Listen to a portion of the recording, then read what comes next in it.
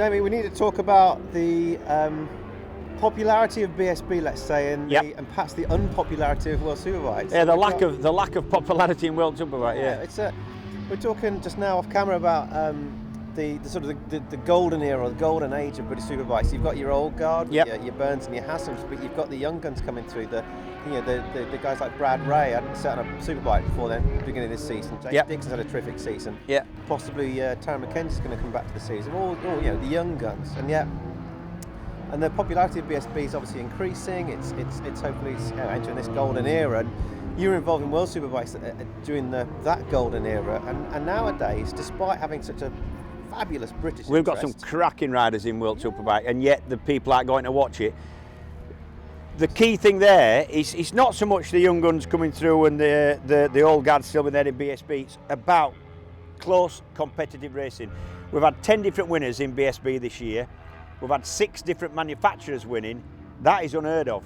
It's just incredible. And to me, that says that the rules, the regulations, the controlled ECU, whatever they've done at BSB to make parity between bikes and to make it affordable for teams has worked. And it's given close, exciting racing. That's the key to it. At World Superbike, you've essentially got 2 bikes that can win every weekend. That's the Kawasaki's. One that can nearly win every weekend. That's Chas Davis's Ducati. And nobody else who are ever going to get a look in. Yeah. And that's the problem. It's not that it hasn't got the riders. I almost feel sorry for Jonathan Rea, because he's such a good rider, as is Sykes, as is Davis and other people in the championship.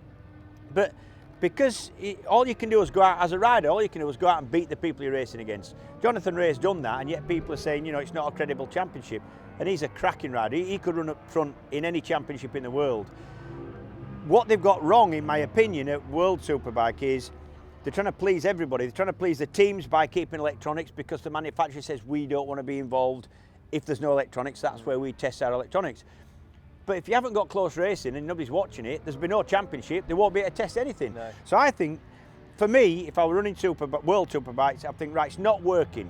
We need to alter it big time. So now it's stock engines, or it's controlled ECUs, or you've got to somehow make it more affordable for smaller teams to stay involved and to be competitive.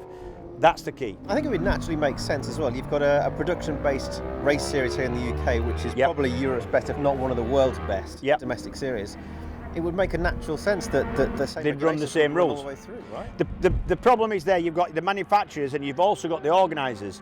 The organisers don't really want to be going, I'll tell you what model works. They've got it dead right there. We'll copy that. They want to look at themselves as a standalone, genuine world championship, and I think that's where the problem's been. They know that BSB works, and then cynically you could look at the fact that it's Dorna that run both MotoGP, which is really popular at the minute, quite rightly so, and World Superbike. Would it be in their interests to make their second championship as popular as the first? I don't know. It's all conspiracy sort of theories, that. But for me, to make World Superbike more popular, you've got to make the racing more exciting. To do that, you've got to dumb down the regulations in quite a big way.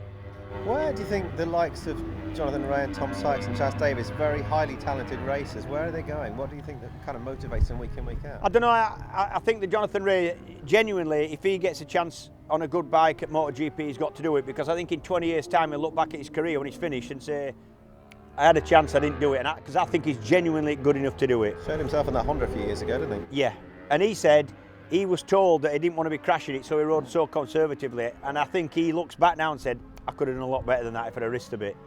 So I think he may get a chance, and if he does, he's got to take it. But I mean, don't get me wrong, these guys, it's a good career, they're making good money and they're winning races, and it's a lovely life.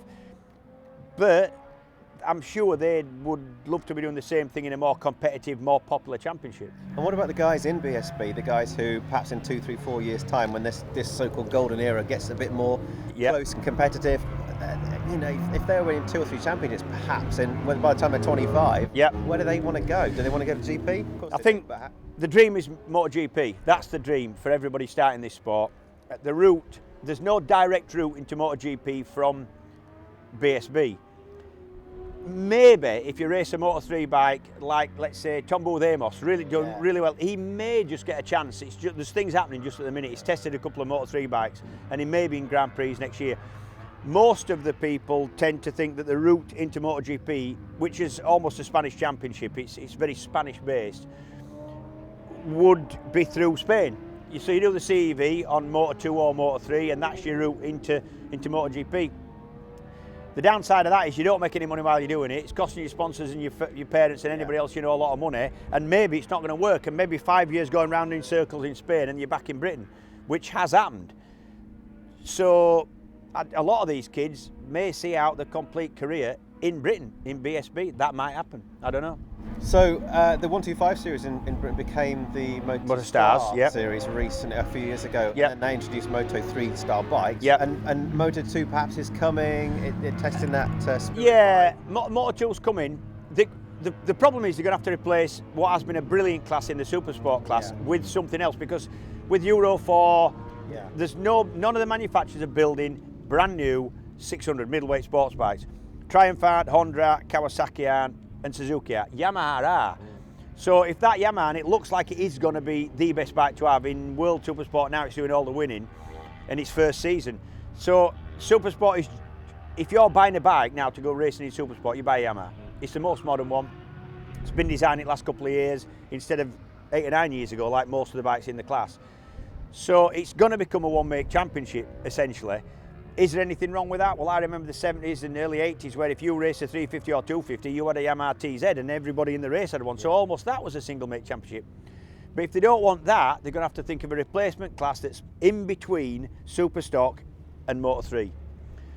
To me, a Moto 2 type category would work, but they've got to be careful because they've got to make it affordable. Yeah.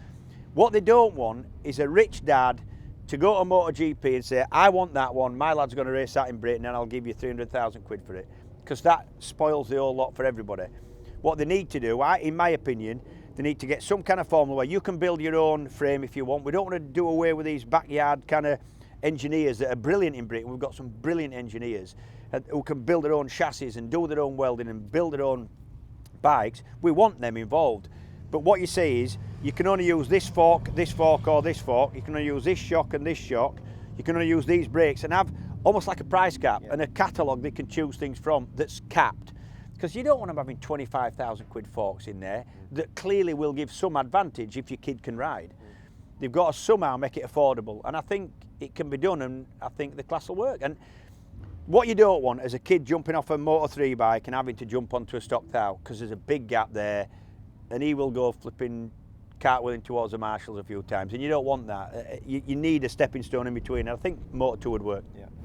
Brilliant, James. We can talk about this till the cows come home, I'm sure, and I'm sure there's a lot of people out there with many opinions. So don't feel shy about leaving them in the comments section below.